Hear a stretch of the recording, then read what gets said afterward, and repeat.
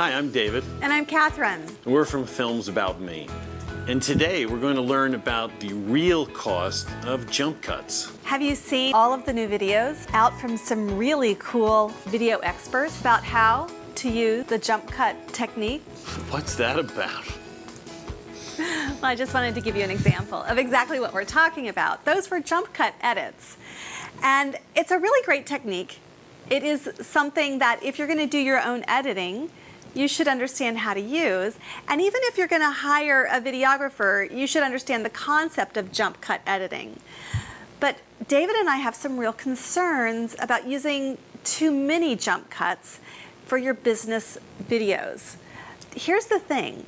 Business videos for us are all about creating relationships. They're all about creating this connection with our viewers. And if you use too many jump cut edits in your business marketing videos, you're going to lose that connection. Yeah, and it reminds me of when someone writes a ransom letter in a movie where they cut different things out of a magazine so no one can figure out who wrote the note. It's like they're trying to remain anonymous, and that's not what you want in your business marketing videos, right? For me, it's more like, you know those business after hours networking events? Have you ever been to one of those and you started talking with someone and the next thing you know, they're like looking all around and you're trying to talk to them and they're noticing who came in the door and what's over there and they're waving at their friends and you really don't feel connected to them, right? I mean, it's like they're not focused on you at all. And when you use too many jump cuts, that's exactly what your viewers are going to feel like. They're going to feel like that they're not important to you.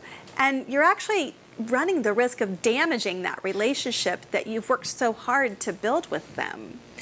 Now, there is a time and place for jump cut videos in an entertainment video, in a video about the scattered things that you need to put together maybe in your life. There probably are moments where it works. Yeah, as a technique to use it, boop, boop, boop, boop, boop, if that's a style that you're going after as a form of entertainment. So you don't want to connect with your viewers, you know, you don't want this eye contact thing, but you just want to do something that's fun and entertaining and choppy, sure.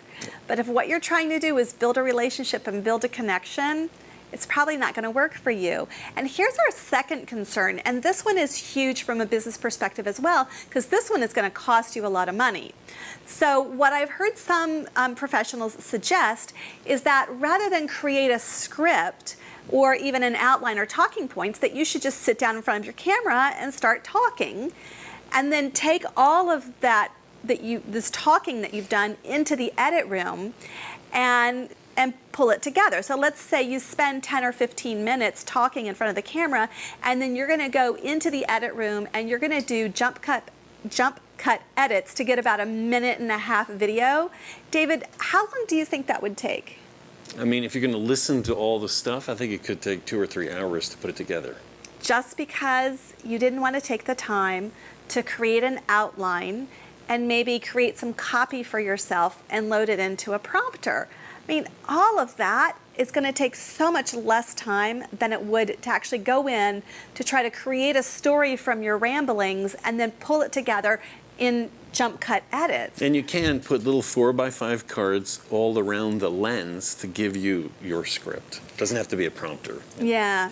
So to make sure you're not using too many jump cut edits in your video, David and I recommend a few things.